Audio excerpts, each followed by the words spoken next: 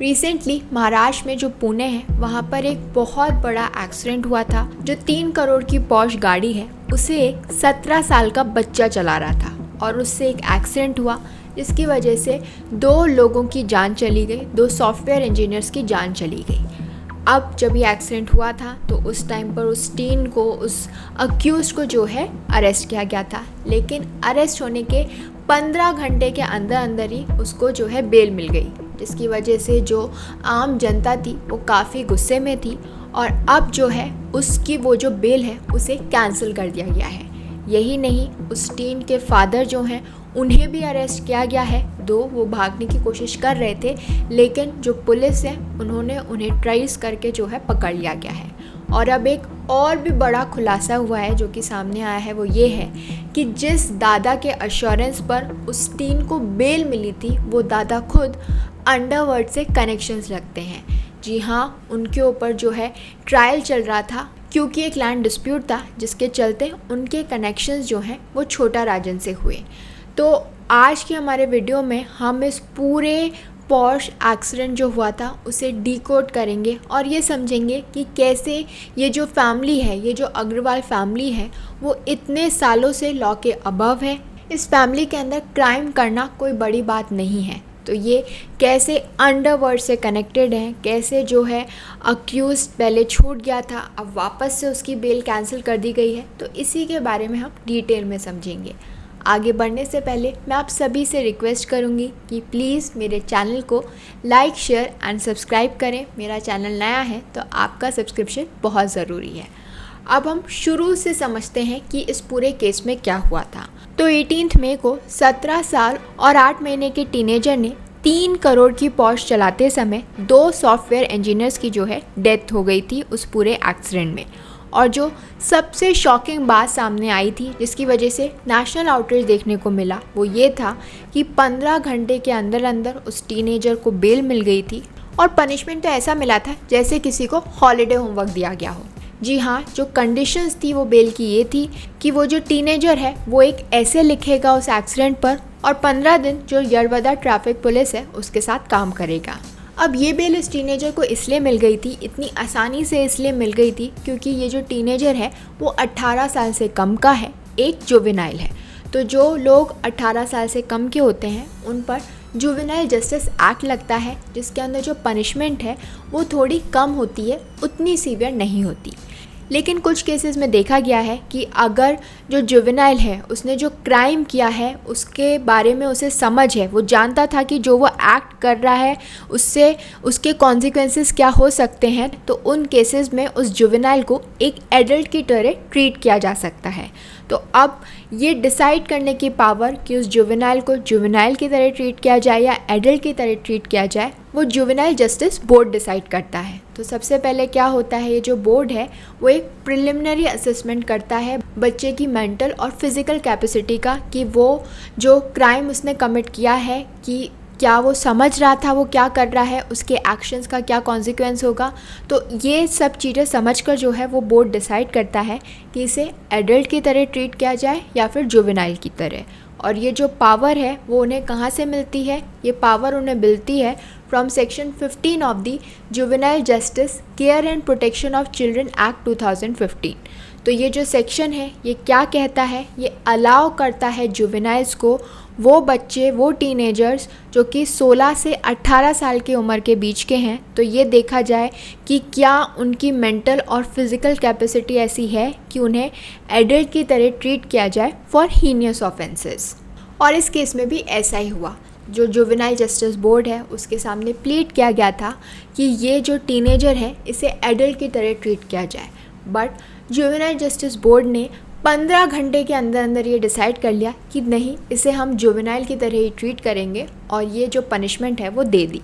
But इस bell की वजह से जो है एक नेशनल आउटरीच देखने को मिला। जो जनरल पब्लिक थी वो बहुत ही गुस्से में थी कि कैसे इतना हीनियस क्राइम करने के बावजूद जो है उसको छोड़ दिया गया इतना इजीली। और अब इसी के चलते जो पुलिस है उसने वापस से कोर्ट के सामने प्लीड किया कि वो अपने ऑर्डर को रिव्यू करें, जिसके बाद जो जुवेनाइल है उसकी बेल को कैंसिल कर दिया गया है और उसे रिहैबिलिटेशन होम भेजा गया है टिल 5 जून, क्योंकि जो पुणे पुलिस कमिश्नर अमितेश कुमार हैं उनका कहना है कि जो सीसीटीवी फुटेज है of one of the hotels उसमें क्लियरली देखा जा सकता है कि जो जुवेनाइल है वो अल्कोहल कंज्यूम कर रहा है। ये ड्रिंक एंड ड्राइव का केस है और वो करते समय उन्होंने ये इतना हीनियस क्राइम कमिट कर दिया, इतना बड़ा एक्सीडेंट कर दिया जिसकी वजह से 2 लोगों की जान चली गई।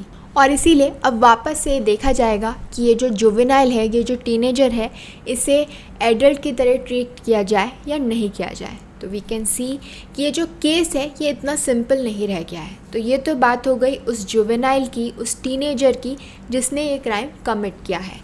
अब अगर हम उसी टीनेजर के फादर की बात करें, क्योंकि फादर को भी कस्टडी में लिया गया है, तो फादर ने बहुत कोशिश की इनिशियली कि कैसे जो है ये वो भाग सके। तो जैसे जो है एफआईआर लॉन्च की गई थी उसके बाद ही जो है फादर ने पूरी प्लानिंग कर ली थी कि कैसे वो जो है यहाँ से इस पूरे इशू से निकल सके, बट पुलिस ने उन्हें पकड़ लिया। अब वो कैसे, तो उन्होंने पूरी प्लानिंग कर रखी थी कि कैसे जो पुलिस है उसे वो मिसलीड करेंगे। तो वो अपने घर से अपनी कार में निकले थे, तो उन्होंने ड्राइवर को कहा कि वो मुंबई की रूट लें। इसके अलावा उन्होंने अपने दूसरे ड्राइवर को कहा कि वो दूसरी गाड़ी से गोवा के लिए निकल जाए। और रास्ते में ही वो जब मुंबई जा रहे थे तो उस टाइम पर वो अपने कार से निकले और अपने फ्रेंड की गाड़ी के अंदर जाने लगे टूवर्ड्स दी छत्रपति संभाजी नगर, जिसे हम पहले औरंगाबाद नाम से जानते थे। तो इस तरीके से मल्टीपल कार्स को इन्वॉल्व करके वो क्या कोशिश कर रहे थे कि वो कॉप्स को जो है गुमराह कर लेंगे, कंफ्यूज कर देंगे कि वो एक्चुअली में कहाँ जा रहे हैं। इसके अलावा उन्होंने जो अपना सिम कार्ड है उसे भी यूज़ करना बंद कर दिया था और एक नया सिम कार्ड यूज़ कर रहे थे ताकि जो पुलिस है उन्हें ट्रैक ना कर सके। बट जो पुलिस है उसे इन्फॉर्मेशन मिली कि कैसे वो अपने फ्रेंड की गाड़ी चला रहे थे, तो उसके बाद ही उन्होंने जो जीपीएस है उसके थ्रू उन्हें ट्रैक करना शुरू कर दिया। इसके अलावा पुणे क्राइम ब्रांच की जो टीम है उन्होंने आइडेंटिफाई किया इस टीन के फादर को by using the footage from the CCTV cameras on the route, और इवेंचुअली देर रात को जो है उसके फादर को अरेस्ट किया गया एट अ लॉज इन संभाजी नगर। अब आप लोग सोच रहे होंगे कि ये जो पुलिस है वो फादर के पीछे क्यों पड़ी हुई है। भाई क्राइम तो बेटे ने किया है, बेटे को पकड़ो, बेटे को जेल में डालो। फादर ने क्या किया है, उसे क्यों जेल में डाला जा रहा है? तो इसके बहुत सारे रीजंस हैं। एक तो लॉ कहता है, जुवेनाइल जस्टिस एक्ट जो है वो ये कहता है कि अगर जुवेनाइल से कोई क्राइम किया है जिसके अंदर पेरेंट्स की नेग्लिजेंस इन्वॉल्व है तो उस केस में जो है पेरेंट्स को सज़ा मिलेगी। इसके अलावा एक और इंसान को जो है अरेस्ट किया गया है, वो है वो पब जिसने उस जुवेनाइल को जो है ड्रिंक सर्व की थी। क्योंकि वो जुवेनाइल है, एडल्ट नहीं है, तो वो अलाउड नहीं था ड्रिंक करने के लिए, और पब ने जो है उस पब ने उसे ड्रिंक सर्व की, तो वो गलत है। और फादर की सबसे बड़ी गलती तो ये है कि उन्होंने अपने बेटे को एक ऐसी गाड़ी चलाने दी जिसकी नंबर प्लेट ही नहीं थी। ऊपर से फादर को पता है कि बच्चा 18 साल से कम का है, उसके पास ड्राइविंग लाइसेंस नहीं है, वो बिना ड्राइविंग लाइसेंस के गाड़ी चला रहा है। तो इस सब के लिए कौन रिस्पॉन्सिबल है? फादर रिस्पॉन्सिबल है। और यही रीज़न्स हैं कि क्यों जो पुलिस है वो फादर को अरेस्ट करना चाह रही थी, फादर को कस्टडी में लेना चाह रही थी। तो अगर हम प्रोविजंस की बात करें जो कि पावर देते हैं पुलिस को to arrest the father as well as the pub owner, तो जो सेक्शन 75 है of the juvenile justice act वो डील करता है with wilful neglect of a child और exposing a child to mental और फिजिकल इलनेस।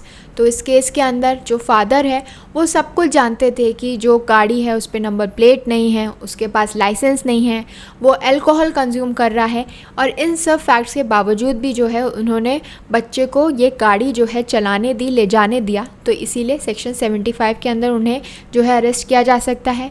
और नेक्स्ट जिसके अंदर पब के ओनर को अरेस्ट किया गया है वो है section 77 of the juvenile justice act. तो ये एक्ट ये कहता है कि अगर कोई भी पर्सन, कोई भी शॉप ओनर जो है सप्लाई कर रहा है एक बच्चे को विद इंटॉक्सिकेटिंग लिकर्स और ड्रग्स, तो वो जो है लायबल है फॉर पनिशमेंट। तो अब ये तो बात हो गई फादर की कि कैसे जो है फादर भागने की कोशिश कर रहे थे और पुलिस ने उन्हें पकड़ लिया। बट जो पोते ने किया, जो ग्रैंडसन ने किया, जो फादर ने किया, ये सब तो छोटी मोटी चीज़ें हैं। असली काम तो ग्रैंडफादर ने किया था। उनके कॉन्टैक्ट्स अंडरवर्ल्ड से थे, और ऐसा मैं नहीं कह रही, ऐसा सीबीआई की इन्वेस्टिगेशन के अंदर पता चला है। तो बात भले पुरानी है लेकिन उनके कॉन्टैक्ट्स थे, छोटा राजन से उनके कॉन्टैक्ट्स थे। तो इस टीनेजर के जो ग्रैंडफादर हैं सुरेंद्र कुमार अग्रवाल, उनकी काफ़ी पुरानी एसोसिएशन है विद छोटा राजन, जिसका डायरेक्ट कॉन्टैक्ट था विद द अंडरवर्ल्ड डॉन। और शायद इसी कनेक्शन की वजह से ये जो अग्रवाल फैमिली है वो हमेशा से जो है फेवरेट रही है लोकल पुलिस की। इनफैक्ट ये भी सजेस्ट किया गया है कि प्रेफरेंशियल ट्रीटमेंट मिलता था इस फैमिली को because of their contact with the छोटा राजन। बट उनका कॉन्टैक्ट छोटा राजन से हुआ कैसे वो इस एसोसिएशन में आए? तो वो इस एसोसिएशन में आए because of the family dispute between Surendra Kumar Agarwal and his brother Ram Agarwal. तो उन दोनों भाइयों के बीच में जो है कुछ फाइनेंशियल मैटर्स को लेके इशू था, कुछ प्रॉपर्टी डिस्प्यूट्स थे, जिसकी वजह से जो सुरेंद्र कुमार अग्रवाल है उन्होंने छोटा राजन से हेल्प मांगी कि वो इस मैटर में उन्हें हेल्प करें, और क्लेम किया कि वो एलिमिनेट करना चाहते हैं अजय भोसले को, जो कि उनके भाई के एसोसिएट थे। तो इसीलिए उन्होंने छोटा राजन से रिक्वेस्ट की कि वो इस पूरे मैटर को जो है रिजॉल्व करने में उनकी हेल्प करें। और इसी इशू के चलते जो सुरेंद्र कुमार अग्रवाल हैं, जो कि ग्रैंडफादर हैं ऑफ द अक्यूज्ड, उनके ऊपर ट्रायल चला in a shootout case for allegedly making payments to gangster Chhota Rajan. तो अब हम समझ सकते हैं कि ये जो फैमिली है वो कितनी इन्फ्लुएंशियल है और कैसे उनके लिए 15 घंटे के अंदर बेल लेना कोई बड़ी बात नहीं है, क्योंकि इतने बड़े बड़े कॉन्टैक्ट्स हैं।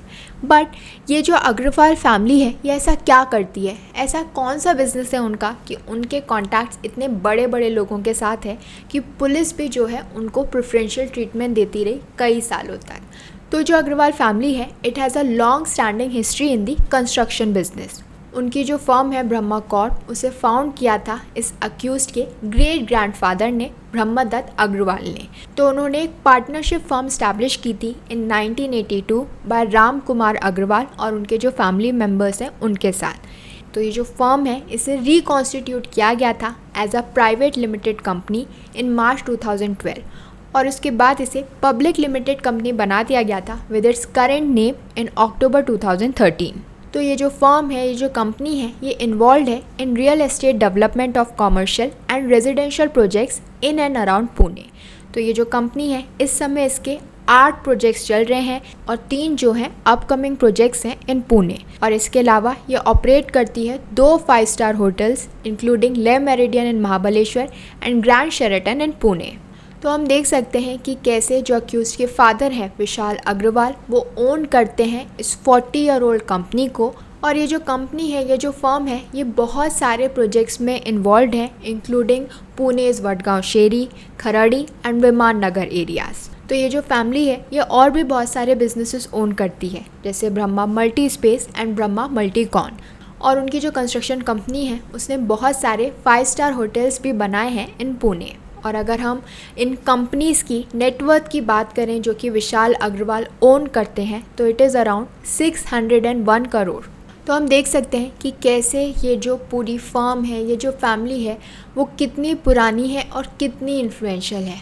और जब ये एक्सीडेंट हुआ तो शायद उन्होंने सोचा नहीं होगा कि उसका जो डेवलपमेंट है वो ऐसा होगा। उन्हें लगा होगा कि शायद इस बार भी वो बच के निकल जाएंगे, लेकिन नहीं। इस बार जो पब्लिक है उसने देखा कि कैसे इतनी बड़ी फैमिली के सामने जो है 2 लोगों की जो है डेथ हो गई। उनके नेग्लिजेंस की वजह से 2 सॉफ्टवेयर इंजीनियर्स ने जो है अपनी जान खो दी। और अब इस नेशनल आउटरीच के चलते होपफुली उन दोनों लोगों को जिन्होंने अपनी जान खो दी है उन्हें जस्टिस मिलेगी। सो ऐसी और भी इंफॉर्मेशन के लिए, एनालिसिस के लिए प्लीज़ मेरे चैनल को लाइक, शेयर एंड सब्सक्राइब करें। Thank you.